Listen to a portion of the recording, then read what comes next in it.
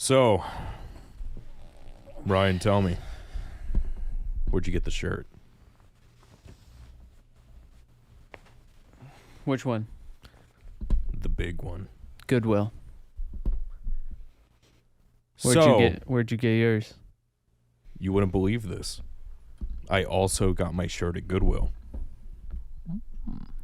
I think we can now comfortably call ourselves the Big Shirt Goodwill Boys. I'm okay with it. You want to rename the podcast? Big Shirt Goodwill Boys? The BS GWB. That could work. So, just want to say today's sponsor is, in fact, Goodwill. If you use the discount code 2D when you check out at Goodwill, you will get absolutely nothing off because Goodwill does not care about us. But we do frequent there. I mean, you get like a whole damn haul of clothes and it's like $14. That's a pretty good feeling. Yeah, when I went today, it was supposed to be like 28, but there was a sale on whatever tags I had. So she said 14, and I just so happened to have 14 $1 bills. Hell yeah. You paid all in ones too? Yeah. Because I took a certain amount of cash that I had, and I said I'm going to hold on to this for the casino. Yeah. And then I had $14 left over, and I was looking for tables at Goodwill. And yeah, I just picked up literally all three of the shirts I bought were right next to each other. Yeah. I was like, these are all fire. I just picked them up. I didn't know how the long sleeves fit, but we'll stretch them out. Oh, yeah. Make them fit a little better.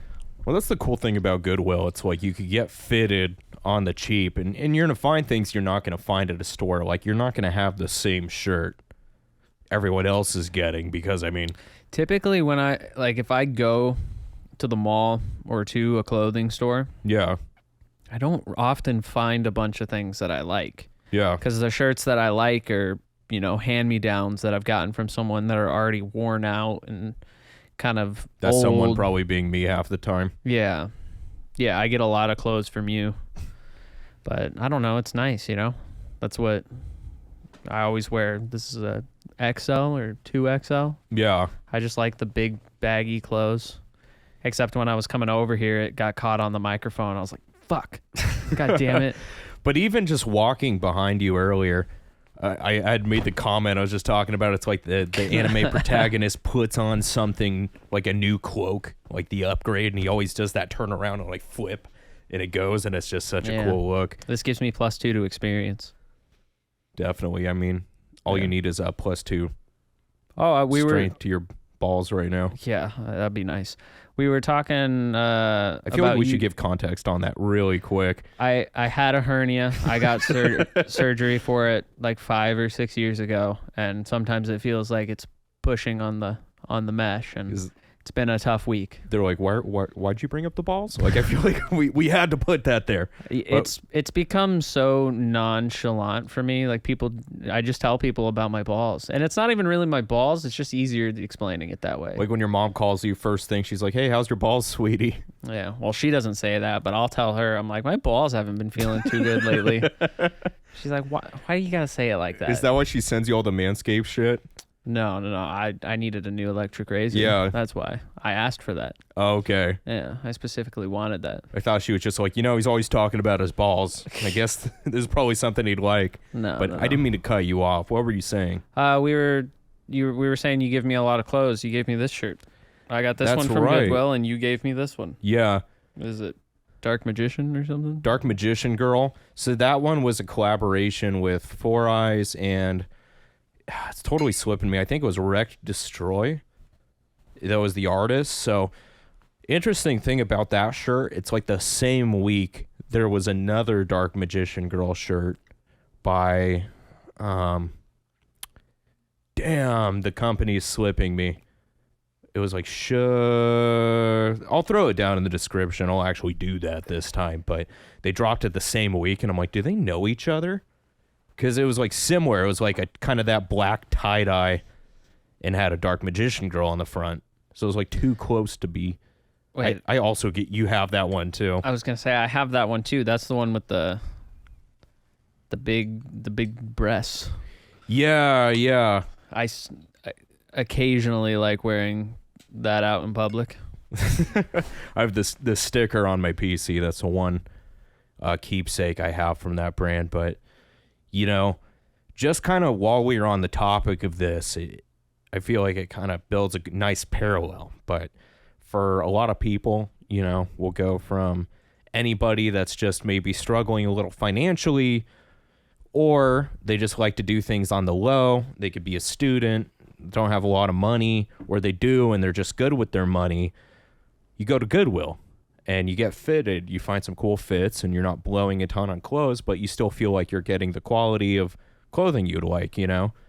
So on that subject, something that was kind of a heated topic, if you want to call it that, is with the Crunchyroll Funimation merger, which, by the way, check a couple episodes back. We covered that extensively, but something that was just kind of announced is they're going to drop the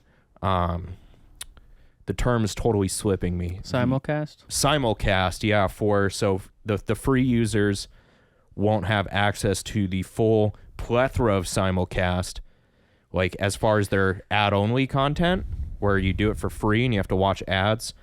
And there's going to be a whole roster that's not going to be available, but they're gonna sprinkle a little bit in, like a big hit series might get, like, you could check out the first episode, like, as it simulcast. But yeah, because I know it was kind of like that where the episode would come out and then even with ads you would have to wait a week to be able to watch the newest one, because it was premium only members. Yeah, so they're kind of even pushing that a little farther. Hard for me to remember. I think Crunchyroll has been the most consistent subscription I've had, because I've been paying for it every single month for like 10 years. Dude, same here. And I've always done the premium. I just do the highest tier, so it's like for the few times I'd go to like the expos or like I shop on the store. Yeah. Fatty discounts, you know. Isn't it like an upgraded quality too? I think so. Now there's like 3 tiers. So I think there's like an $8, the $7.99, all the way up to the $15. There's like an in between. Oh yeah, I just have the cheap one. I'm pretty sure I pay $8 every month. Yeah, I'm doing the 15 boy. But anyways, kind of like the point I was getting at there is there are a lot of people that can't really or choose not to purchase into it, and they do the free subscription. And I think, you know, I've spoken to a lot of people, and I'm sure you have, where they exclusively either watch like free, like ad-driven content, or they go on like the sketchy sites to watch anime. I don't know. I don't think I've ever had a conversation with somebody about where they watch anime. Right. But I mean, I'm sure some of them use sketchier websites, but usually it's just my friends asking me for my Crunchyroll so they can watch anime. Right. We're just gonna, you know, cut that little bit out, but bleep that. I don't do that. Bleep it. I don't do that. You know, because Crunchyroll obviously is watching these guys with a fatty. By the way, 35 subscribers. Thank you so much for tuning in. Just had to put it out there. Yeah, we're getting to a point, you know. Yeah, getting to a point. You they're know, going to come for us. The big heads, you know, Toei, we're next on their list. Mm-hmm. They're just going to shut us down before we can even get started. Yeah, just YouTube. We're just against the world right now. But anyways, yeah, so I do have that conversation. I'm just curious, like, where people watch things. And when I say sketchy, I mean, I think it's like Kiss Anime, and sometimes you have to. I've watched, you know. I mean, I've watched some stuff on Kiss Anime. Yeah. I think I know for sure I like checked out the animation from the original Hunter x Hunter on Kiss Anime, but I watched some other shit on there. I can't remember what though. It was a long time ago. I probably watched Naruto when I was in middle school on Kiss Anime, because it's been around for a while, hasn't it? Yeah, it was very accessible for, you know, you'd have the occasional ads, but not as like nasty with like some sites you go on and the pop-ups, or like I did not want to see the Simpsons family doing that. And that's mild. Yeah, right. But yeah, it's you notice that growing, like the younger demographic especially, like, hey mom, can I have Crunchyroll? No. They don't have other options, but they love anime, so they're using those sites and using the free service. So I think that really was disheartening to some, that don't have the premium membership, but I get it. I get their side of it, where since the merger, where I could correct ourselves now, we didn't know who bought who, but Funimation had acquired Crunchyroll, which is all under the Sony umbrella now. Oh, okay. So it wasn't even Funimation that was the hitter. It's Sony. Sony's the big dog so Sony right now, bought Crunchyroll, which is cool because I think that's why we're seeing so many game anime adaptations now, such as Nier, which we're going to get into a little bit later. Square Enix and stuff, yeah. Yeah, all kind of under that massive umbrella. But so I think now they understand their value is they are the big hitter. Like, I wouldn't be surprised if they like acquire High Dive or, you know, another, like the smaller services all just get like sucked into the black hole that is Sony's streaming platform, where, I mean, I'm not against it. I'm kind of for it. Like, the price has only changed marginally. It's kind of shitty in the sense, like, I don't know enough about it to actually make the argument, but because, you know, my memory lasts like 10 seconds. Right. But I definitely, Sony isn't always the greatest. Yeah. So to me, it is a little concerning that they're going through and acquire, like, I mean, they, you know, if it's all under the Sony umbrella, when they do their weird shit, you know, where they refuse to work with people or they won't do something that's, I don't know, you know, there's just been things about Sony that I'd like to at least have a competitor for Sony, you know? Totally. I can understand so long as that. they deliver me the anime, though, I'm fine, you know? Yeah. They'll keep me satiated, but it's just a little weird that Sony controls everything. Yeah, it's really, it's a double-edged sword, because I see it too as Sony is now so, massive that deep pockets for one, so there's going to be a lot of funding for the anime industry, which is great. Yeah, awesome. Two, I think that they're so large and it's such a massive scale that they're not really like overseeing and micromanaging what Crunchyroll and now Funimation are doing. Yeah. Like, I think they're going to have their own tier of management and a development team where Sony's not going to like hopefully like try to screw with it and be like, oh, you can't work with this or this. Like, they're pretty much like, you're making us money, so here's more money. Yeah. Hopefully. I just know it's the same. A lot of those bigger companies, you know, I hear people complain a lot that it's just a bunch of old heads who have nothing to do with the culture of what they fund and control. So they could be really behind the times and be like, oh no, we're not going to do that. Right. And it's just, but it's, if I can't immediately bring something to the forefront of my brain, it's probably not that big of a deal, but it just feels a little strange. Yeah. I hope that it just, you know, throws more money into the industry though, and we can get, as consumers, get better, you know, quality, just kind of keep climbing up that ladder. But right. Sony is just one of those names I hear and I'm just like, if I had time, I'd do a little Googling. Yeah. And you know, cause it's tough because like you know, I want to see everything at every time. So that's why when they were separate and even predating that, like with VRV before it kind of started tanking. Oh, fuck. There was a point, right? That platform sucked. Yeah, it sucked. The only reason I liked it originally is it had Crunchyroll, Funimation was separate, and it had High Dive, which would cover a lot of shows. Yeah. And I wouldn't even get the premium for like all the VRV. I'm like, screw all the weird kind of animation and whatever they're doing, just the 3 anime services, please and thank you.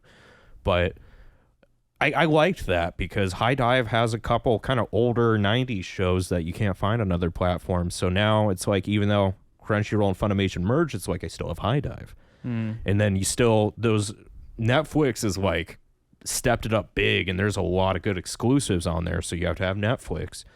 It would be cool to see one place for all anime. Yeah. You know what I mean? Which is the weird thing, because it's like, oh no, I don't want Sony to control everything, but on the same page, I'm like, Why can't you just put it all in one streaming service so I don't have to have 6 different subscriptions? And that's the beauty of the monopoly. And it's like sometimes I'm like, it's even a buzzkill. You're just going through Netflix and you're like seeing all these weird shows. Like, I don't want to watch this shit. Like, I just use it for anime.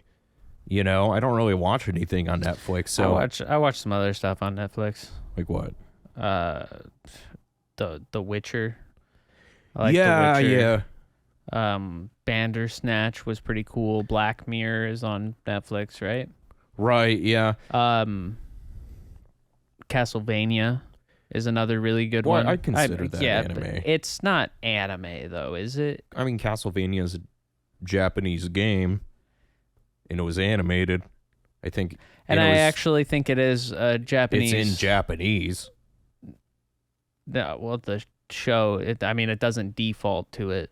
Oh, right. But I don't know. It's one of those ones, I think it's just in my brain, the reason why I don't closely relate it to it. Because it is. I think I looked it up, and it is like a Japanese animation studio that did it. Because the animation is fantastic, but typically, if the dub is good, it feels less like anime, Like it's gotta have a shitty dub, but it feels, it's like it looks like the same animation studio for like Legend of Vox Machina, which is Critical Role, Dungeons and Dragons, doesn't really like closely align with anime, so it doesn't immediately hit for me that way. But because I'm a major fan of Western animation too, no denying it, and to kind of go back on what I was saying, like, it's not that I hate everything else on Netflix besides anime, but I wouldn't pay for it for just that stuff if the anime wasn't on there.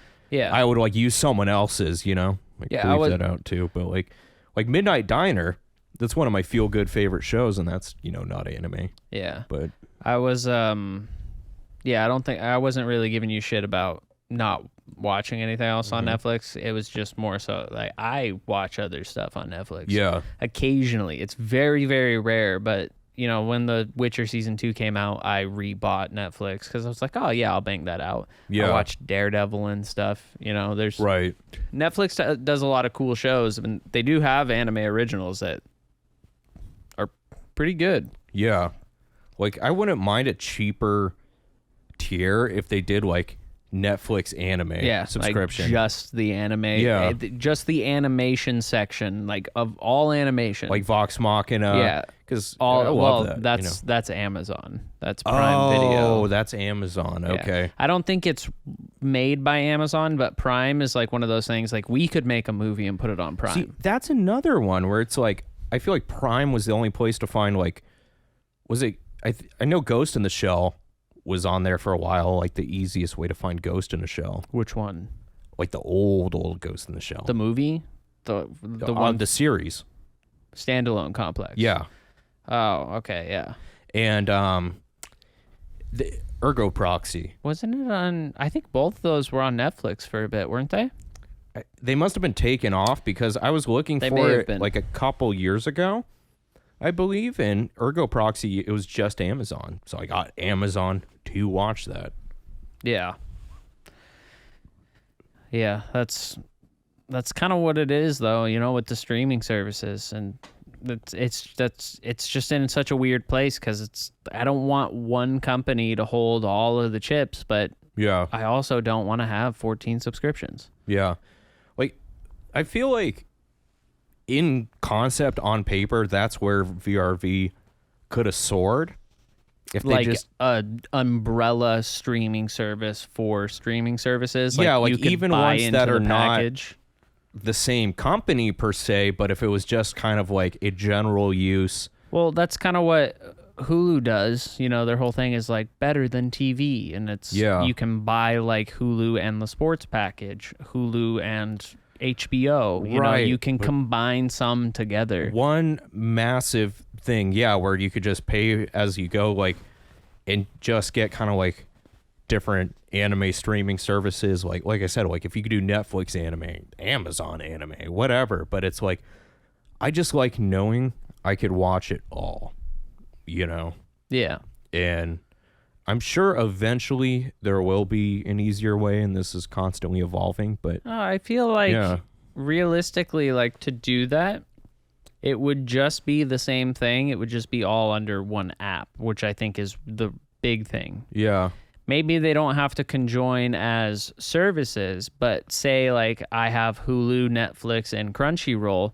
What if there was an app that I could sign into all 3 separate accounts, but it shows me everything, like a shell app that holds like, exactly. Do you remember when social media was just kind of like Tumblr was created, Twitter was created, all these things were just created, and there was that, you may not know, but I used it. There was a thing called TweetDeck that you could sign into all of your social media in the same program. And you could tweet, post to Instagram, do everything from one program. I think that's what streaming services need at this point. Exactly.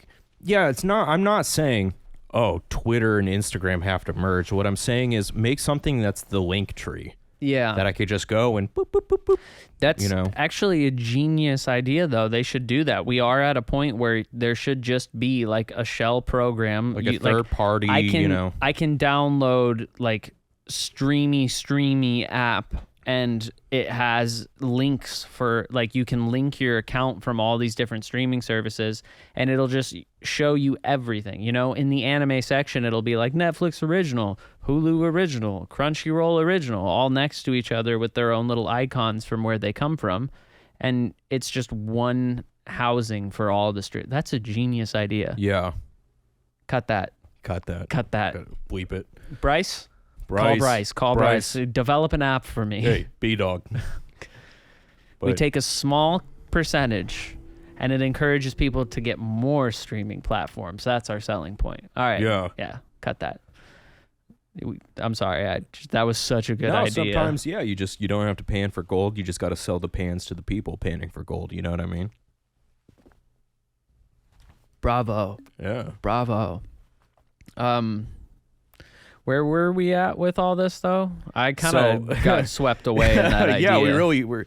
It started with just talking about, we brought up the whole goodwill thing and like how it's affecting people that, are using free services and whatnot. But, of course, there are workarounds and different avenues. And eventually, you get to a place where you're like, I'll get a job just so I could get, the premium subscription. And like, a lot of us get there, We all got to get jobs eventually. Yeah. So if some 16, 17-year-old just got his free Crunchyroll taken away, he's right around the time. Maybe this is the encouraging factor. Be like, I'll go work 2 days a week so I can pay for my Crunchyroll.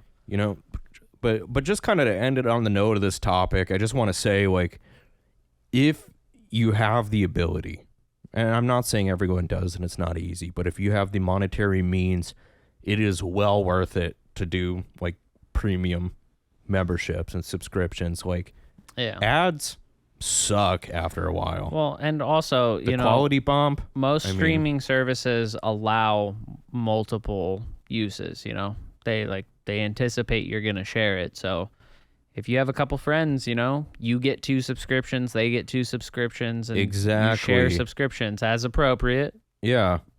Ask your lawyer first, the one that everybody has on the side consulting, The one behind the camera right now nodding his head. Yeah, you can say that. See, we're covered. But did you have something else? I was just going to ask you a question. Yeah, I was just going to say with the quality bump and everything, it's hard to go back. It's kind of like the forbidden fruit. Once you taste it, you never want to like go back to the ad. So I suggest giving it a shot. Do the free trial thing right now. And we've mentioned it in a previous video, but for people that are coming from Funimation to Crunchyroll, there's like a 60-day free trial, which is like sick. And you can just cancel immediately after. So yeah, I would just recommend trying that. Crunchyroll ads, I don't know. I haven't watched one in a very long time, but I remember them being things that were like the audio on the ad was so much louder than the show. So anytime an ad came up and it's the middle of the night, my roommates were asleep or something, and I'd be like, try to turn it down really fast. Yeah. Like, I felt like they forced me to buy the membership because I just couldn't keep turning it down for every ad. And I just remembered kind of the thing I was going to get at too, but you are also kind of supporting the industry by paying these. So like the animators, the show, everything it comes down to when people are purchasing subscriptions, you know, this is helping to pay into the things you love and for them to keep doing the things they like to do. So yeah, it's well worth it. Yeah. What were you going to ask me?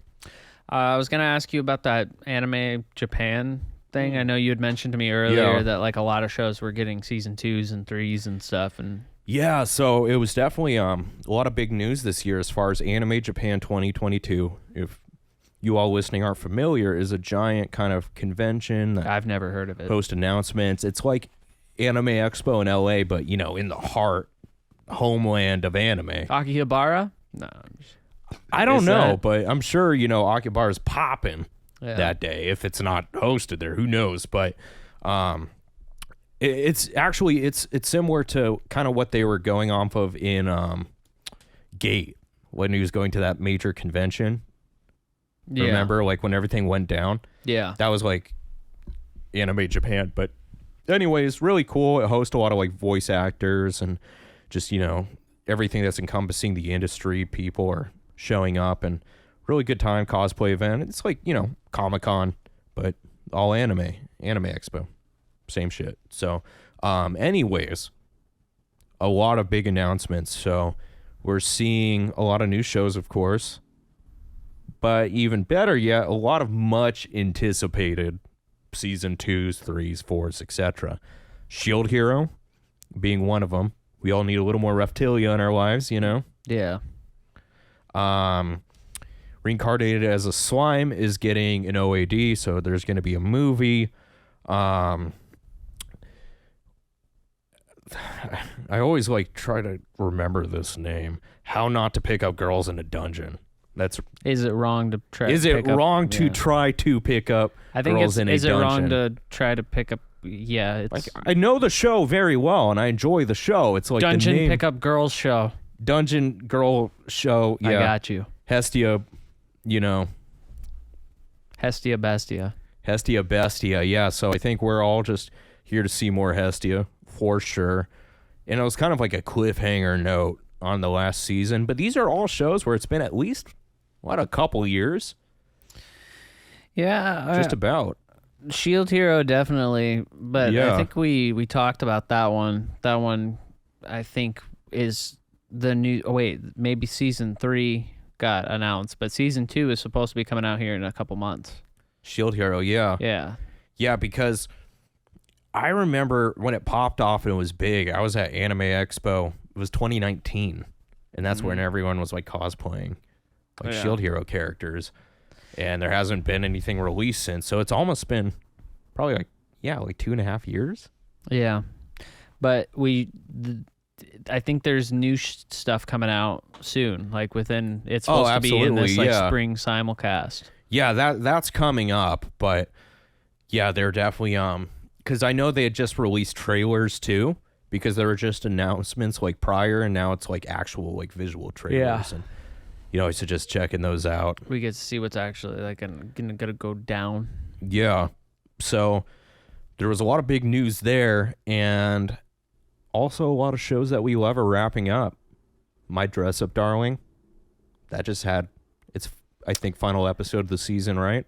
Yeah, and I have a feeling it'll end there. It'll be a go read the manga. Don't say that.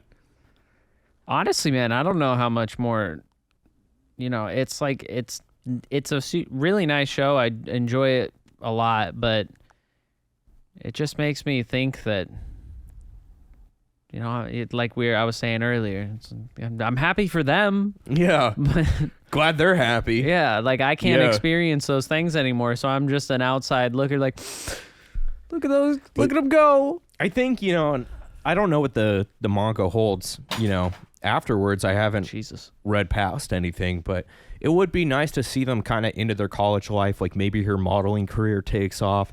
Maybe he's, running the shop. Gramps is kind of sick, can't work on the dolls. But my prediction and what I would like to see is Gojo like become well renowned for making cosplay, and he decides to kind of follow his own path in life. And like, dolls led me to this, but now he like designs, costume and apparel, and like maybe he's known as the cosplay guy, and he's always getting orders, and that's what he runs out of the shop, and they get like married, and she's kind of the model for it. And he like, still runs his he can still make the Hina dolls and have like a museum that he shows people around and stuff, right. But out of the front, he's working on orders for cosplay. That'd be pretty nice. One thing you just always... Anime doesn't do that though. They don't.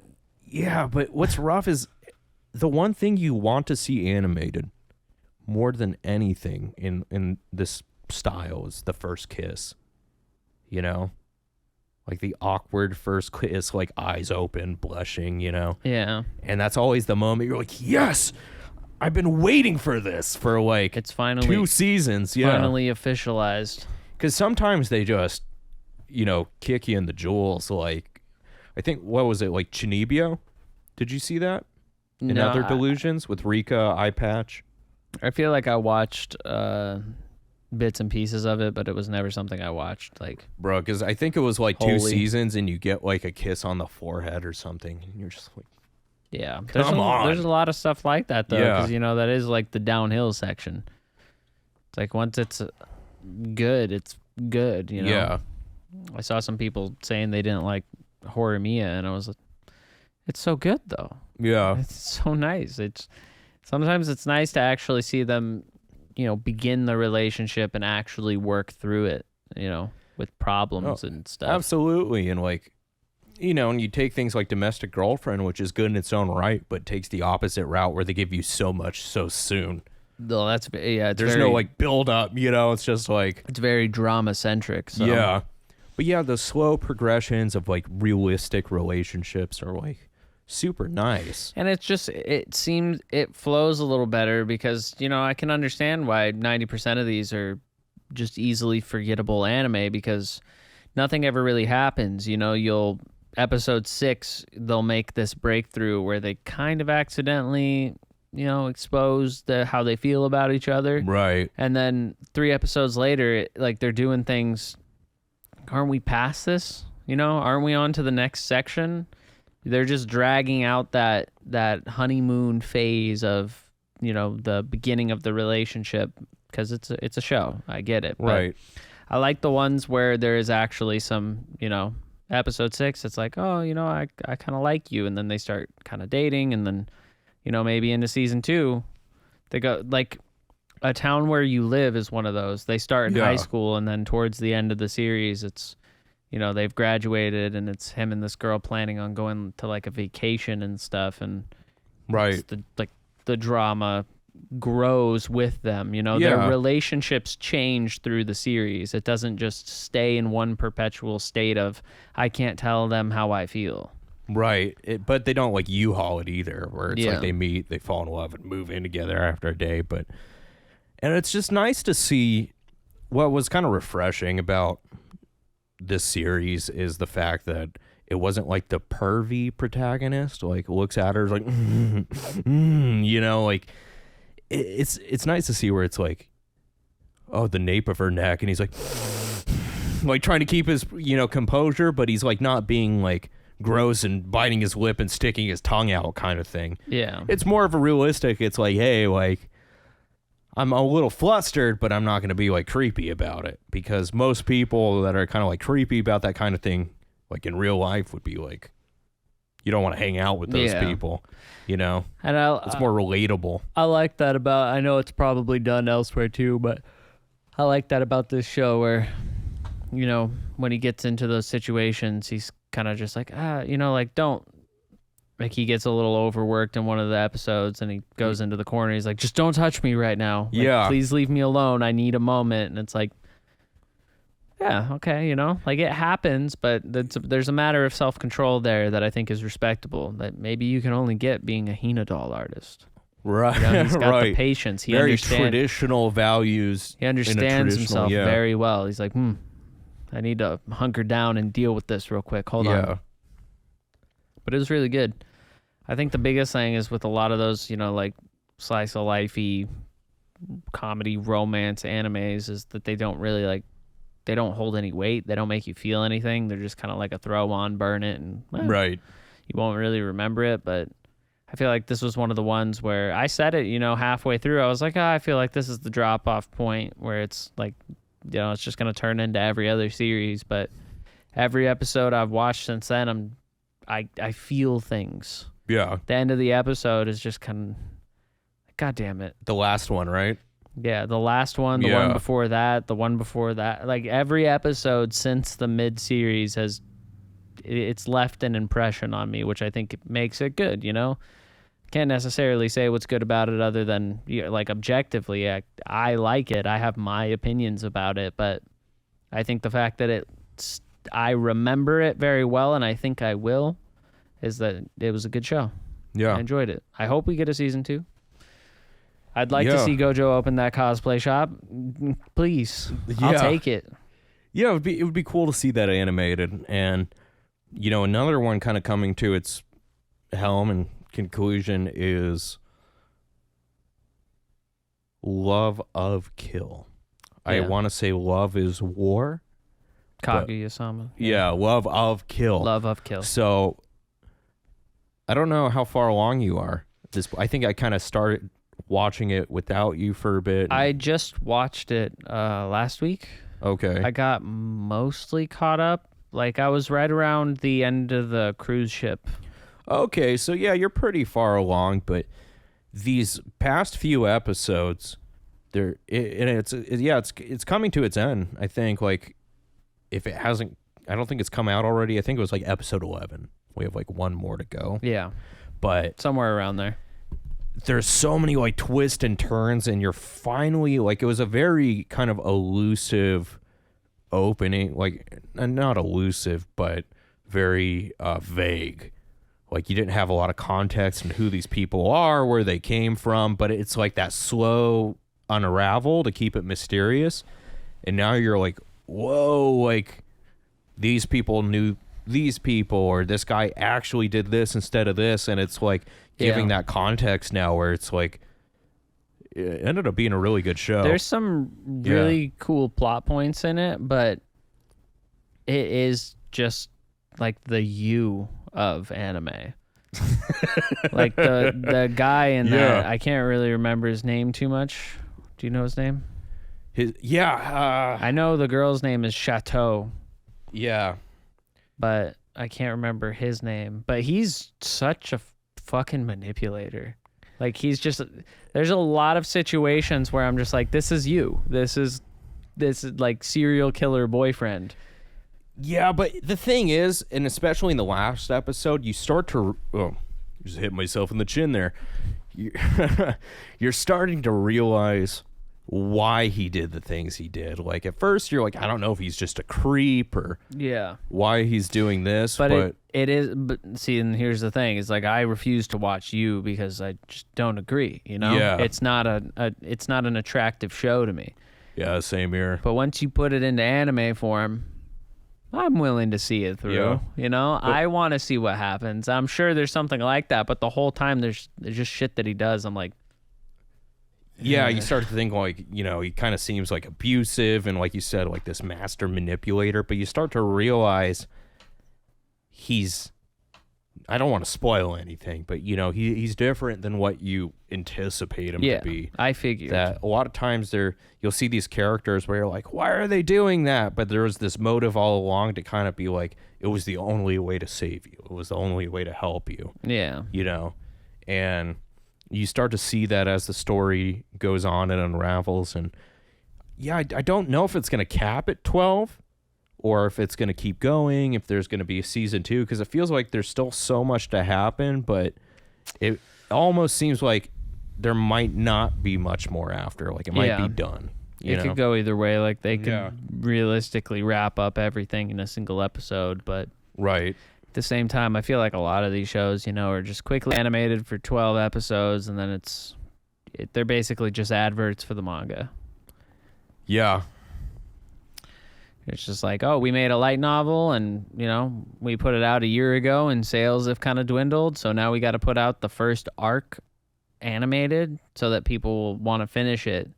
You know, people who don't typically read that, they're like, oh, well, I want to see how this story ends, and then they'll buy the light novel. And it just funnels into itself back over. But it's a good show. I like Love of Kill, but it's just, yeah, it just gives me some You vibes in the beginning. It definitely does, yeah. It's funny, it like goes both ways for some reason, which I don't know, but like people will like see a character like that and they're like, step on me, daddy. Like they're like, hey, get off of that kind of thing, you know? I completely understand, you know, a lot of just the assertive, like domineering. You get like a yandere and step on me, mommy, you know? Yeah. I get it. I understand, but to me it's just like serial killer is too much. Like But he's not a serial killer, though. You know what I mean? I know. I was talking about you. Oh, like you. Like you was my real problem. You! Because I watched the first couple episodes of it, and I couldn't get behind it. I was like, I don't see how you can romanticize this. This is just, like, fuck this guy. And I liked Gossip Girl. Okay, I don't ruin Dan for me. Yeah. Yeah, I mean. But that's where, yeah, it's such a wormhole of a topic because I'm not going to even touch it. But then it's like saying, like, you know, you watch like Breaking Bad. You're like, well, I don't agree with, you know, distributing drugs. But here we are just sitting there. Like, I've never seen it, but a couple episodes played in the shop the past week. What, Breaking Bad? Yeah, like, I don't know who threw it on, but I was watching it. I'm like, this is actually kind of good. Don't get me wrong. Like, I'm fine with... It's just which medium I preferred, and you know I'm fine with things like that being tested, and it's not like I'm trying to say if you like the show, then I disagree with you. Like it's gonna be a problem. It's just like I can't romanticize it. It's just not for me. Yeah. But if somebody's attracted to serial killers and they're just like, oh my God, it would just be so hot if somebody like kidnapped me, tied me up in the back of a van, and then just murdered me in the woods. I'm like, hey. Get your kicks on Route 66, but that's not my thing, you know? That's like a swipe left right there, you know? Yeah. That's like, I'm really into serial killers. I ain't going to be one, so... No, I'm a pussy. Yeah, well, yeah, it's just like... I have like a conscience, and they're like, gross. Yeah, I'm telling you, man, I'm a bitch. I cry at things. I can't stand up for people. I'm not going to kill somebody because they do something, you know? Yeah. I'm not going to get on stage and slap somebody, Will Smith style. I would love to see that animated. And I'm sure someone will. Have you seen the memes of the people like putting JoJo stuff in it? It's like, oh, you're approaching me? Oh my God, I was just gonna say like a JoJo, like with like the energy and like all the like kanji and hiragana popping up and like Will Smith walking like this and just going to smack, and it's like it just fucks up Chris Rock. Give it 6 more hours, I guarantee we can find fan art of it. Yeah, because fuck, that was... They've already got the angles and like edited in the stuff in the actual, but if you want it to be totally drawn like JoJo, yeah, give it a couple more hours, we'll be able to find it. Yeah, that would be fucking hilarious. So, and it's like Will Smith's wife is like his stand. I think Will Smith would be Jada's stand. Yeah, no, that seems more appropriate, you know. Chris Rock like, is Dio. Stunned. G.I. Jane. And he comes out. Nani? G.I. Jane? Yeah, but I think I watched it like 10 times back to back because I was trying to understand why he was so pissed off.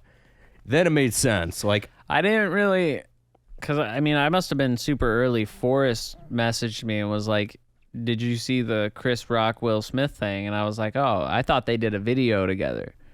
And same here. I didn't watch it last night when he talked to me about it, but I watched it this morning when I woke up, and I was like, oh, this was like a thing that happened. And I was in my head, I was like, why did Forrest tell me to fucking watch this? It's like a 5-second clip, and all I can find on YouTube is Will Smith at the Oscars slapped Chris Rock. Bruh, I always mix them up Chris too. Tucker, Chris it's Rock. terrible. And you know the worst part?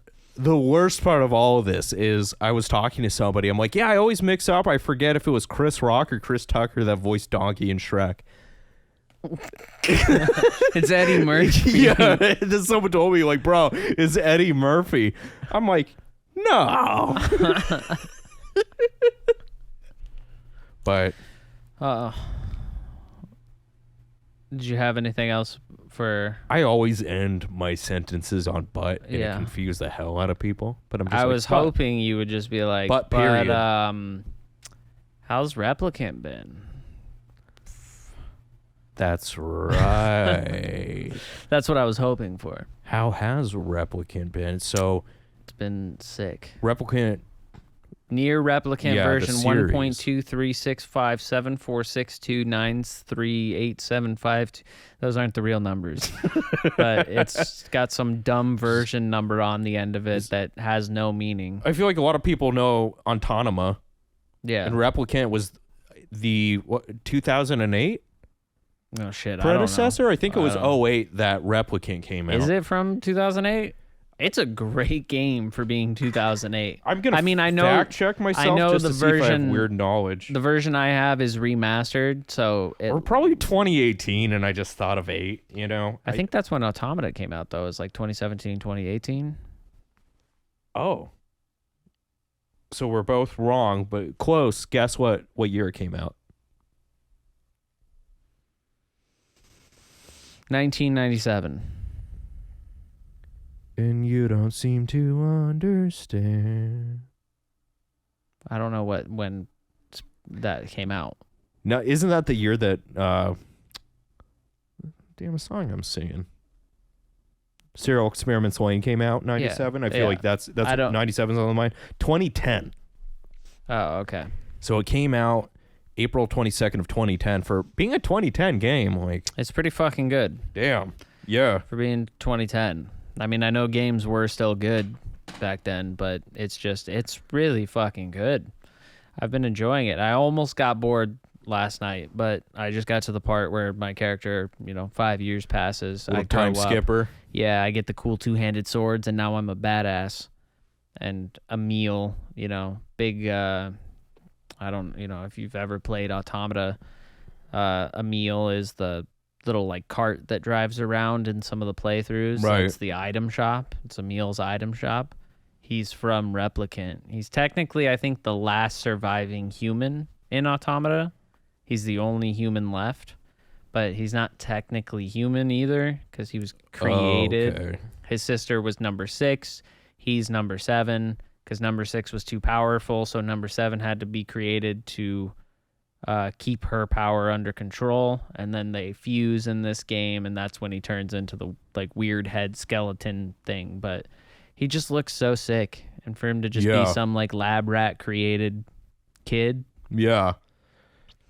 it's awesome. But Nier, really good about making you feel like you're playing a different game every 30 minutes because of the genre changes. And it'll be overhead sometimes it'll be like aerial combat, at least from Autonoma, from what you've shown me, which biggest poser, by the way. I have a Replicant wall scroll, official Square Enix. I paid like $40 for it, and it's like a tiny one, but I've never played Replicant. And I only played Autonoma like a month ago. But the artwork is and you sick. didn't even really get into the meat and potatoes of the story. By playing through it, I was just enthralled. I was so stoked on that shift change really keeps you like captivated. Like sometimes it's like Diablo, sometimes it's like you're flying through and it's like Star Fox, and then sometimes it's, if it helps at all, I have been streaming the whole playthrough of Replicant, so you can just go on my Twitch and watch the playthrough. What's your Twitch called? I mean, you know it, but it's lion_towel. I'm pretty sure. I think that's it. lion_towel. But yeah, you can just watch the old videos, or you know, last night you were just chilling on the couch. Could have thrown the stream up and watched some Replicant while you were going to sleep.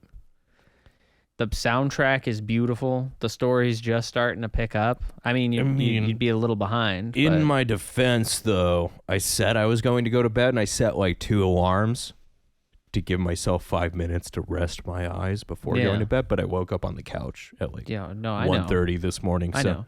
Or afternoon. I was just saying, if you if you wanted to check it out, but you don't want to physically play it, it's it's there. I have the videos. Well, I do want to play it, so I have Autonoma. I don't have Replicant, but I'm still on Nexus, bro. Scarlet Nexus, and once that's completed, I'll go to it. And I hope we could kind of trade games there, because I really want you to play Nexus. Yeah, and then I could play like Replicant and Autonoma, and we could kind of like actually talk about it more. Replicant's gonna take a bit though. It's got 5 endings. Yeah, Nexus. So Nexus only has 2 alternates, but playing through Automata has 27. Yeah, I think that's the number. I just want to say I've at least cleared a couple.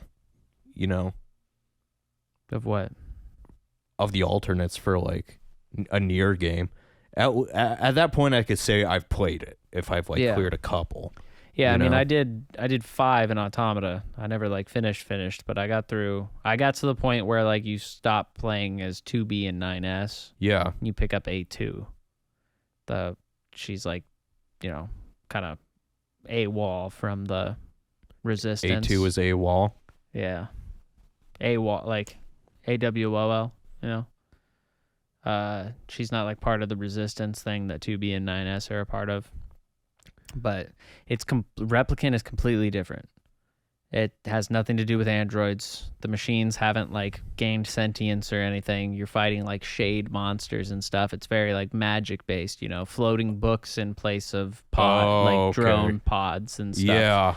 Like where technological advancement, it's magic in this one more so. That's so cool. Yeah. But I like that they're the same world, but Nier is like known for just purposely not making sense. Yeah. Some things in the series just don't have a point. They're just like, oh, this is cool. But speaking of like a magical world and floating books, we both have been on Vampire Survivor. Yeah. Which is like a $3 game. Yeah. But man, is it fun. That one is like addicting. Mm-hmm. And it's so simple. Yeah. Yeah, I caught Iron Mouse showing it to Connor. Yeah. From Trash Taste, Sea Dog. And I watched it for like 15 minutes. And I was like, yeah, I'm going to buy this game. Yeah. This looks fun as fuck. $3, like, And you just move around. It's so much fun. You gift it to the homies on Steam, you know? Be like, I bought you a whole video game. And they could be impressed and don't know that you only spent like $2.99 on it.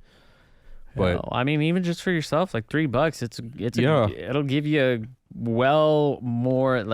it'll give you more entertainment than $3 is worth for sure. It's because it is difficult, and if you're like a completionist, I think this one will, definitely take a minute to.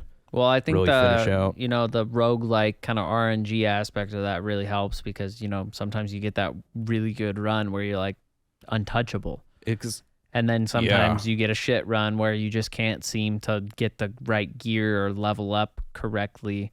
You get overpowered and don't level up fast enough, and then the rest of the run is just more difficult, and you go through like 3 or 4 of those before you get a good one. And, I mean, the rounds go for 30, 40 minutes plus. That's the thing. It's like I equate it to like driving on the freeway where you're in the zone, but you have to be constantly attentive for like a half hour. Yeah.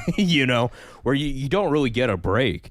There's no point where it's like, all right, next phase, next flood. Yeah. No, they just keep coming, and you're just constantly... Because all you have to do is move, technically, but it's strategic in the sense of what you pick, what you upgrade, how you move. And you kind of got to like jiggle through crowds and stuff. Yeah, you got to give it that jig. Damage. Yeah. So, yeah, we've been playing... We have... What is this, like an 80-inch? I don't know. Maybe 75? 75, yeah. We've been playing on the big screen, and that's fun. Yeah. That has been fun. Yeah, that was fun. We should have Bryce come over again and play. We should. So, yeah, good drinking game. too. Yeah. Like, It's just casual, and you can swap off because, like, they can last 30 minutes, but most rounds go for like 10 to 12. One person can play, two people can just hang out and have a good time, and you just switch off. It's a nice cooperative game, Yeah. like couch single player switching off. It's nice. I wish I could last at least 10 minutes. Have you not? Oh, in the game, yes. Oh. Yeah. Oh. Other aspects of life, I Yeah. could last a little longer, Yeah. but can't we all? Like holding your breath. Yeah, exactly. World record 6 minutes. No. Yeah. No. There's like this chick. Yeah, There's she that was guy who underwater. held his breath underwater for like 36 minutes. Bro, no way. It wasn't like 30s. I thought it was like 6 minutes. No. Think of that for 36. Who could survive Yeah. for 36 minutes? I'm pretty sure did we not watch it? There's a guy who just set a world record or something. It's like for sure well into the double digits. So, 20 to 30 minutes. We're going to do this right now. This is official. You are all the first to witness. Google it. We're going to Google it. But here's Google the thing. it. If it's closer to 6 minutes, you take a drink. If it's closer to 36, I take a drink. Okay, but I'm going to have to grab one of these bottles of liquor because I finished It's both whiskey. I finished both We're my doing beer. whiskey. Okay. So, all I right. finished both my beers, though, so. So, just so we both know, world record for holding breath underwater Sure. or just holding breath? Well, I mean, the guy I saw was underwater. Okay. I don't know if that changes anything. but- Yeah. Underwater. 24 minutes. Told you. Where does that put us? Huh? Who's closer? Me, 100%. 12 to... Yeah, I'd be like 18, huh? Shit, hand me that whiskey. Plus, I said I thought it was 20 to 30 minutes. Damn, I thought you said 36. I said 36, but Check the VODs. when I was saying it, I was saying I'm pretty sure it's like well into the double digits, like 20 to 30 minutes, Yeah, somewhere in but- there. Hand me the Jack, Which one you want, Jack? please. Yeah, not the High West. High West is gone. Oh, thank God. So we're going to have a little Jack Daniel's single barrel rye here. Wait, I need a drink. What do we got for time? Oh, we're over an hour. Much over. You want to take that drink then and get into the pairing? Yeah. Yeah, I think so. I'll let you take that, and then we'll take a little break because I Okay. want to go to the bathroom and stuff. And Same here. okay. All right. Swig time.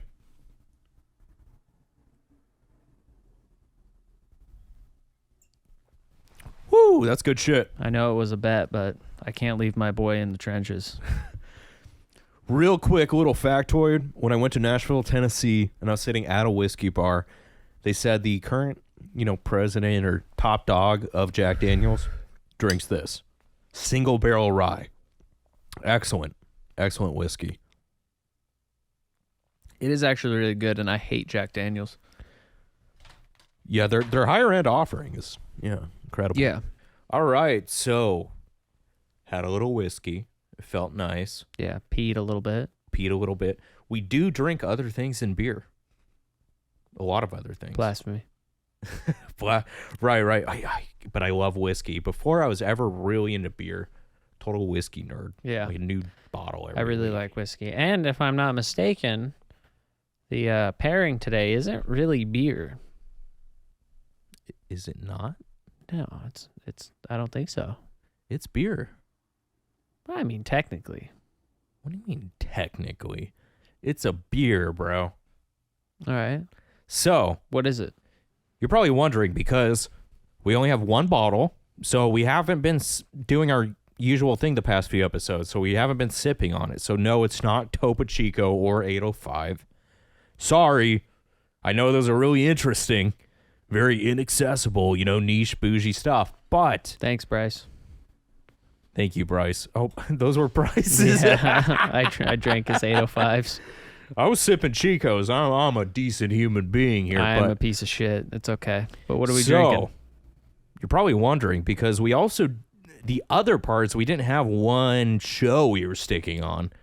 So this is kind of like the mystery game. There's a big question mark here. What are we pairing? Dun, dun, dun, dun, Dun, da, da, da, So, our pairing today is Love of Kill with Consecration.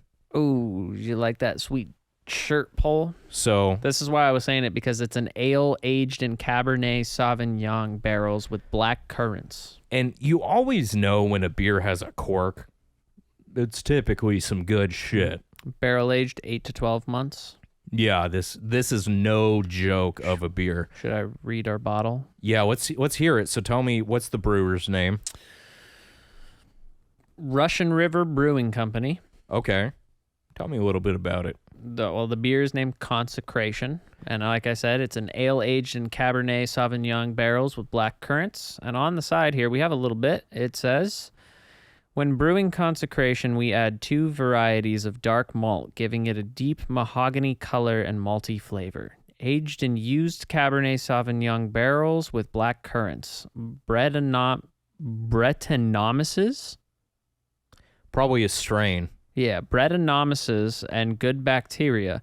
This beer is full-bodied and filled with rich notes of fruit, spice, tobacco, chocolate, and sourness, with a hint of subtle oak. Consecration is re-fermented in this bottle to create its fine carbonation. Oh, re-fermented? Yeah. I think you said re-fermented. Re-fermented, bro. NFTs. Spent yeast cells form a thin layer of sediment in the bottom of this bottle. Pour slowly, allowing the natural yeast sediment to remain in the bottle. Okay, so good thing we read that. Yeah. Because I would have just dumped that shit right out. Just shake it first, let it pop, you know, pop bottles. But so a little context. I'll start popping it. I had to look this up too, because it was like, what does consecration mean? Do you know what it means? Only as like the paladin move in World of Warcraft. That's what I thought originally, but I looked into it. So consecration is a very specific term denoting when someone declares something sacred, most often in like a church or a religious sect. They'll say, yeah, consecration is like, you know, the body and the blood of Christ is like a sacred thing, like bread and wine, you know? So I kind of built this parallel, this connection. So when you think of Love of Kill, 2 very sacred things, right? Love and killing. Very sacred acts, you know, to kill another person and to love another person. Is Mushi having fun? I was trying to set it on her head. You can continue. Oh, please do. She looks like a bottlenose seal right now. Isn't she cute? We have the best mascot. So also, you know, something I kind of built upon is the main kind of character this is focused on. And my God, his name's slipping me. We do this every episode. See how bad our memory is? Is it the main? Oh, wait. The guy. We lost video. We did? Yeah. Hold on. Let me check that real quick. Yeah, let's see what our video sitch is here. All right, so we had a little bit of an oopsie here, so I think we're going to keep it rolling.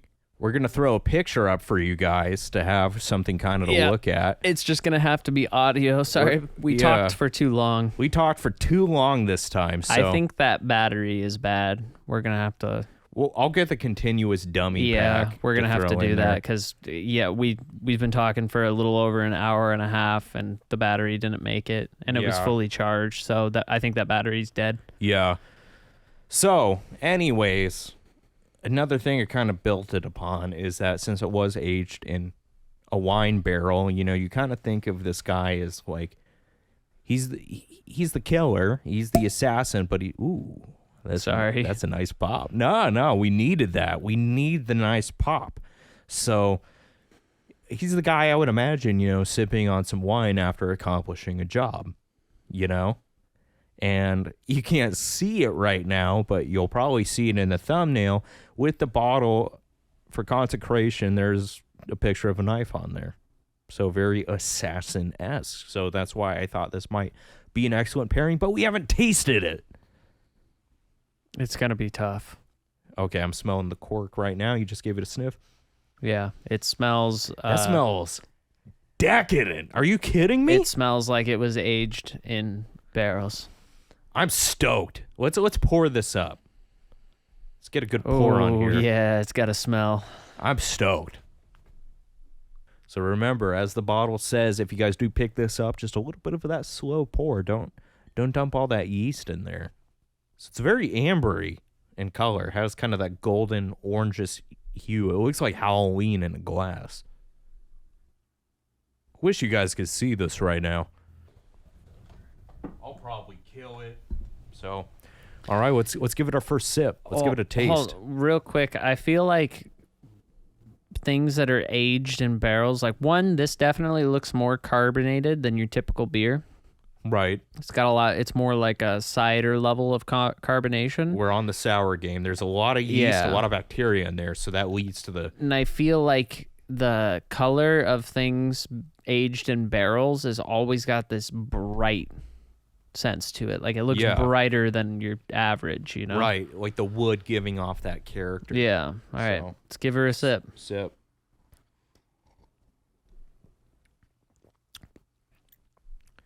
My God, that's incredible.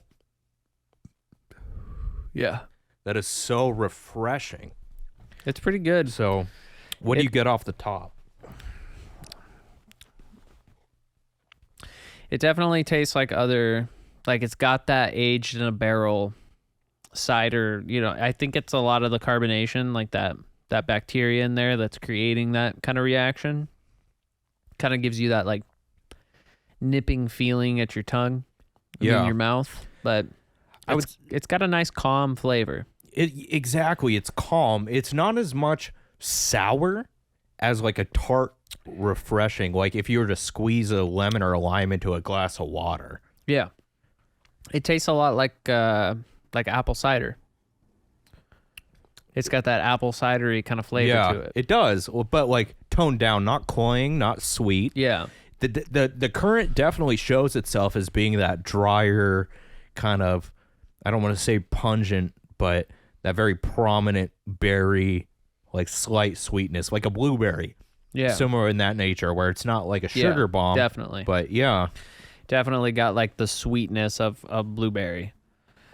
It's got kind of that vibe to it. Now, it's a very ever so subtle, like the tannin element of like drinking wine is there, but so rounded off. This is really meticulously crafted. Where you could tell a lot of thought's been put into this beer because it's so balanced with the palate. It's not overly in any direction. It kind of just a lot of complementary elements. Yeah. Definitely wouldn't be a consistent sipper for me just because that sweetness and that carbonation is just probably a little too much. I could drink this every day. Yeah. If I could afford it. This is a little pricier bottle. It is in the teens, I believe, or maybe, don't quote me. It might be over 20. I picked this up a while ago, so let's see. I'm going to pull that info up right now, but Ryan, you have anything to add in the meantime? Just on my end, sensitive stomach boy over here can only handle things that taste like shit. It tastes really good, but definitely if I was to, kill a bottle of this, my stomach would probably hurt. It's got that level of sweetness to it. It doesn't hit, it's got the dryness to it. Like we said, it's more of like a blueberry style of sweetness, that fruity flavor that it has, but I think it's more in the sweetness and the carbonation and how it hits my stomach for it. But it tastes really good. For being barrel aged, I thought it was going to be a lot more rough, offensive in like the visceral reaction that it gave me, but it's very smooth. So something I found here is I don't know if it's necessarily a size or just a price discrepancy, but it's showing you could order it from like Holiday Wine Cellar for about $17, but options like Drizzly are showing it for like $22.87, so closer to $23. So I think I paid somewhere in the middle for that. I picked it up in California at the specialty. Maybe that was Wine Cellar, Holiday Wine Cellar. Yeah, it was. So that means I picked it up, for $17. So it's a smaller single bottle, but it's a special brew. This isn't something that's like a daily drink. You're not throwing these back. This is something you sip, you enjoy. I'd have at most a bottle of this. But it's the same thing like apple cider, you know? Yeah. You're not going to down a bottle of apple cider. I don't want it to be misconstrued. It's not nearly as sweet as like an Angry Orchard or like an Ace. Not nearly, just a tad sweetness. But so more with the show, you know, how I find it kind of comparative is it is, like I said, very balanced. Kind of like the show is, you see that action, that mystery, the romance, the comedy. It's not overly one, right? So when you're watching Love of Kill, you're not like, oh, this is a comedy skit, or this is just all just bona fide action or mystery like Death Note was. You see elements of all of these, but it doesn't feel like it's trying to be too many things at once. You kind of enjoy it for what it is, for all these different facets of the show. So to me, this is an ultimate pairing. Yeah, and it's not necessarily with the beer, but Love of Kill has a really nice soundtrack too. It's very... It does. It's a calm OST. It's nice. I think it fits very well too. You know, I could put on the soundtrack and sip this, and it would be nice. Yeah, I would enjoy it wholeheartedly. So, to you know, put a close on things. Definitely, if you're a fan of sour, and I would say even for those who aren't a fan of sours, could try this. It's not. Yeah, it's not bad. Like it's not overbearing. It's just, you know, you probably have one bottle and be done there. Right. This isn't something you rush. You're not going to be throwing these back. This is not your Chico or 805. And especially, you know, most people don't have the income to throw these back. But if you feel like picking up a bottle for an occasion, kind of like Rye Guy was saying, throwing on maybe the Love of Kill soundtrack and just sitting there in a candlelit room and sipping on this, whew, that's a mood. Maybe you're doing a little bit of light reading, you know? This is a great... Right. I feel like this would be something I would love to sip on while reading a book. But I know there's an entire line of these. The brewery has a whole line of kind of like, you'll see like, I don't know if they're necessarily all weapons, but like jagged objects like knives and saws and different things. So we'll have to try more from this for sure. So yeah. All right. Anything else you want to close up with? I think that's about it for me. I'll just say thank you again, guys. You know, we're so stoked because we're getting close to our 10 video mark, and I just want to say there's going to be a special video for our 10th video. So there's going to be a lot coming from us. Every time we see that subscriber count go up, it makes our day, because to have people listen to what us two guys have to say is an incredible feat in itself. So thank you again from the bottom of my heart for checking us out and giving us a chance. So until next time, thank you again. Peace.